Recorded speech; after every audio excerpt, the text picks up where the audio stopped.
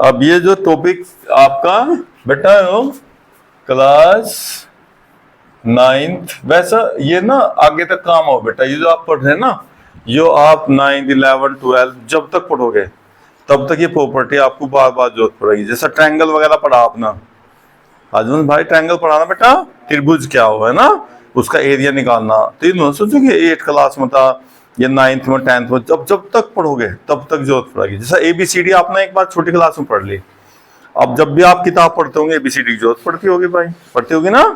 तो ऐसे ही है टॉपिक आपके सारे सारे।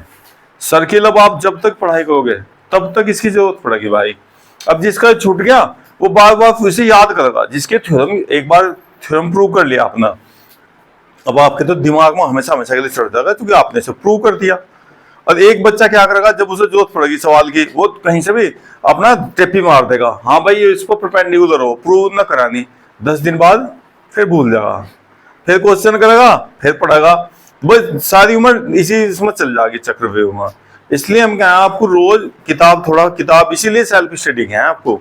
अगर आपने उसका बिल्कुल तह से कर लिया ना काम बेटा, जैसा हम देखो हम गांव में पैदा हुए मान लो है ना, तो हमारे से कोई नहीं कहने लो भाई गन्ने की पैदावार के बारे में बताओ, कोई हमें कॉपी बनानी पड़ेगी, एकदम स्टार्ट हो जाएंगे, क्या क्या करना शुरू से लिखना चालू कर देंगे एकदम, कि 2 दिन बाद यो करना, 3 दिन बाद यो करना, 4 दिन बाद ये करना, क्योंकि हमने उसका पूरा डिटेल में जानकारी है हमें इसकी। और एक बच्चा शहर का रहने वाला मान लो, उसने कहीं किताब में पढ़ लिया होगा, हाँ भाई गन्ने की ऐसा खेती हो, पढ़ लिया, कितने दिन याद रहेगा बता, 4 दिन, 5 महीने, 6 महीने, 1 साल बाद भूल जाएगा। अरे बात समझ में, डालना वहां कुछ वो डाल देगा, कुछ और कुछ उसने याद कर दिया, उसे देख तो रखना, प्रैक्टिकल तो नहीं कहा आपने। ऐसे ही थ्योरम जब आप इसे प्रूव कर दोगे तो हमेशा हमेशा के लिए आपके दिमाग में बैठेगी भाई, आपको याद करने की जरूरत ही नहीं है। देख लो, अब आपसे कोई गलत भी कहेगा ना तो आप अड़ जाओगे, नहीं भाई मैं तो प्रूव तक जानूंगा इसका पूरा।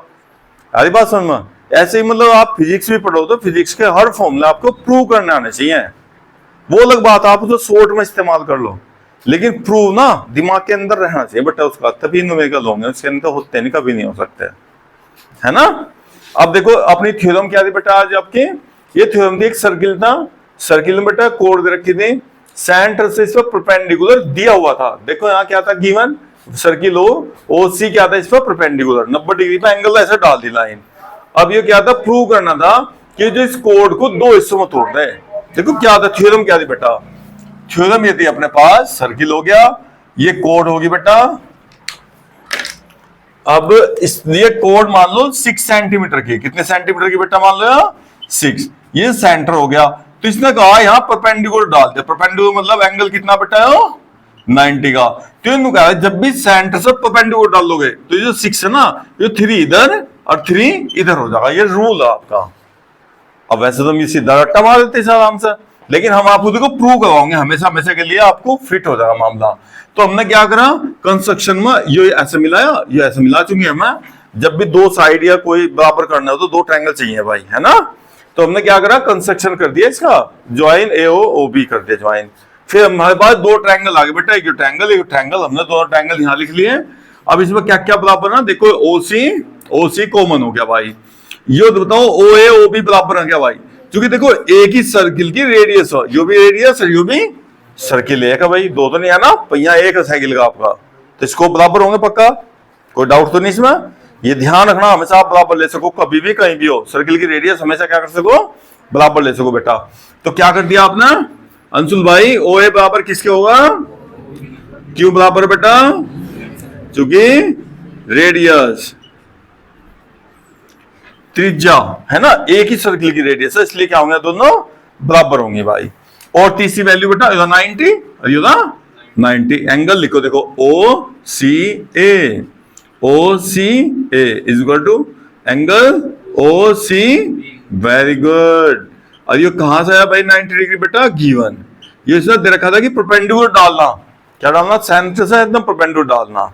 अब ये 3 वैल्यू बराबर होने से ये ट्रायंगल क्या हो गया भैया, कॉन्ग्रुएंट हो गए ना, हो गए कॉन्ग्रुएंट। प्रॉपर्टी कौन सी लगी बेटा, RHS। देख 90 के सामने क्या हो, हाइपोटेन्यूस के हैं, 90 के सामने हाइपोटेन्यूस, भले ये रेडियस है सर्किल की है ना, लेकिन हाइपोटेन्यूस अधिक की साइड होगी देखो, तो RHS, RHS का मतलब समकोण कर्ण भुजा, राइट एंगल हाइपोटेन्यूज साइड।